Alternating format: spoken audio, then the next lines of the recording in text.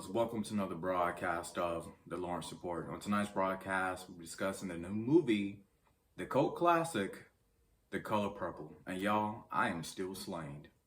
And by that meaning, black people, whenever we leave church, or sometimes when we're in church and we're so high in the spirit, we just slain out, right? And I'm just slain from seeing The Color Purple. This remake, this reimagining, just had me in deep thought,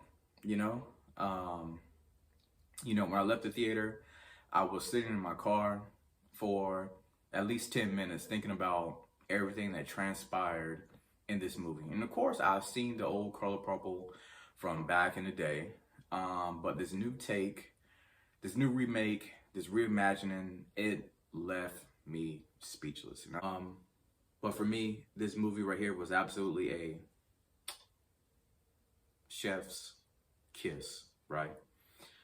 It was just that good. Like I said, I truly enjoyed the musical aspect. The colors was everything I wanted and more.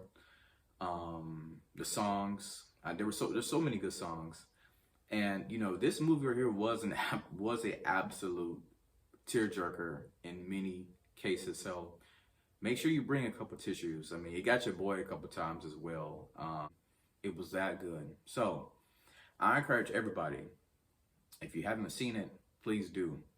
Don't walk. Run to your local movie theater to check out The Color Purple.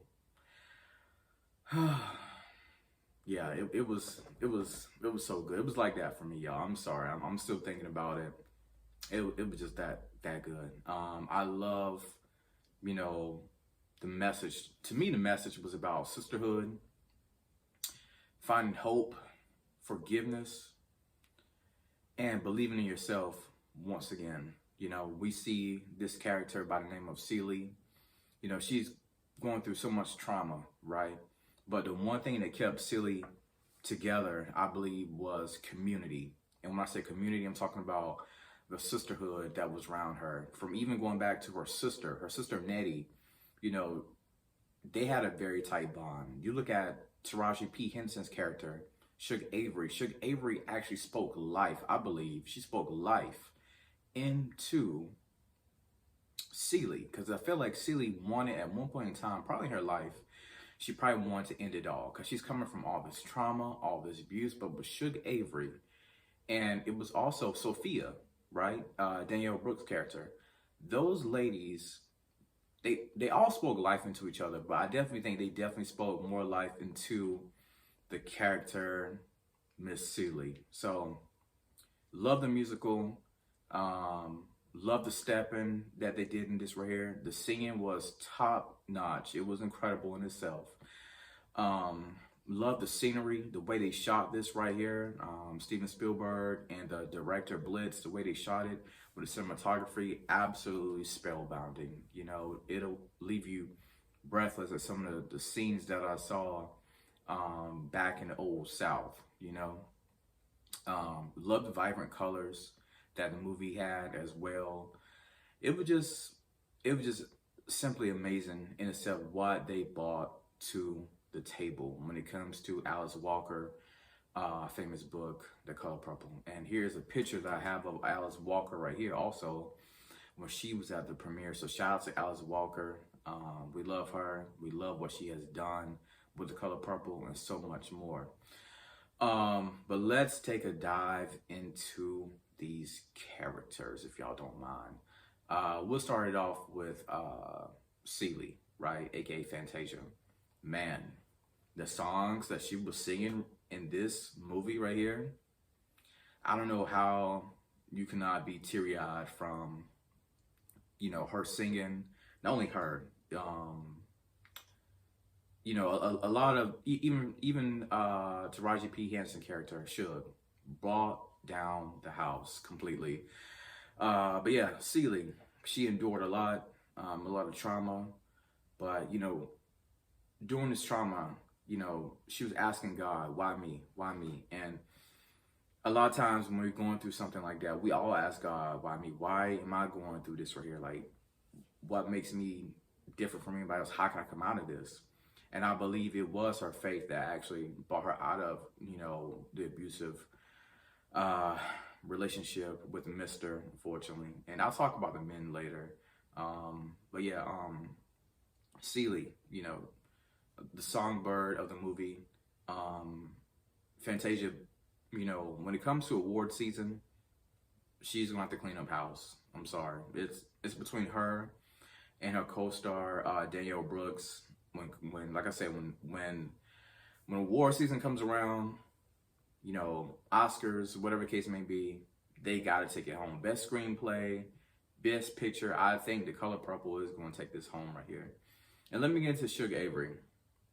Now, when Sugar Avery came into the movie, right, the entire course of the movie completely changed, right? I feel like things just got turned up a complete whole nother level. And Sugar Avery is this lightning ball of fire that, you can't help but to love, right? Because, even when she came into town, everybody was excited. Oh my gosh, Sugar Avery's back in town. We got to put on our best garments, because that's the kind of person she was. She was fly, she was flashy, she was flamboyant in a good way, and she was confident in herself and who she was as a woman. So I became a big fan of Sugar Avery. Not Fantasia, but Taraji absolutely killed this character right here. She did her thing with Sugar Avery. Even when it was time for her to do her musical numbers, absolutely killed it. Love Sugar Avery. We all need a friend like Sugar Avery, because they're just self-confident in who they are as a person, as an individual. So I absolutely love Sugar Avery. Now, when it came to Danielle Brooks' character, Sophia, love her. Very strong-minded. I love the number, the musical number. I think it was called Hell No. But basically what she was saying was, I'm not gonna let these men beat on me, right? Like, I'm standing up to men. I'm standing up to anybody that's trying to challenge me. Like, if it's not right, if you're not treating me with respect, the answer is gonna be hell no, right? And the scene with her and that white woman, oh my God. Y'all remember that Arthur meme where Arthur was balling up his fists? That's exactly how I felt, right? Because, she's out minding her business, right? And she's going to get ice cream with her family. And a white woman comes up to her like, yo, you should be my maid. And Danielle Brooks' character, Sophia's like, no, ma'am, I'm good. And she asked her again or something like that to be my maid. And she was like, hell no. And then her husband comes out and says, what do you say to my wife? And Danielle Brooks goes back and says, well, I meant to say Sophia. I keep saying Danielle Brooks, but y'all know what I'm talking about. Sophia comes out and says, hell no again. And then, a brawl takes place. I think he ends up slapping her. And, if it's one person that's going to stand on business, like Kendrick Perkins says, it's definitely Sophia. But the only thing that I hated, which we all saw this, we all knew how this was going to go down, even though she said, I'm not going to be your maid. The situation where they end up throwing her in jail for 6 years, and then the only way to really truly free her was by her accepting the role to be this lady's maid, right? I absolutely hated that. But the men, oh my God, the men in this movie was absolutely horrible. I mean, my God, I'm talking about Mr.'s daddy. He was horrible. Celie and Nettie's dad, horrible. All of these men caused so much trauma and abuse to these women. It was absolutely heartbreaking to see. So I really got nothing much to say, nothing about those guys. The only thing is, when it came to Mr., he did, work his magic and trying to get Nettie back to the United States. So I guess the only good thing about him, but, I did love how Celie was like, she did that hand gesture thing. You know what I'm saying? Y'all remember that claw, right? Because they did the claw back in the day and they brought the claw back out. And it was like, anything you do bad to me from here on out.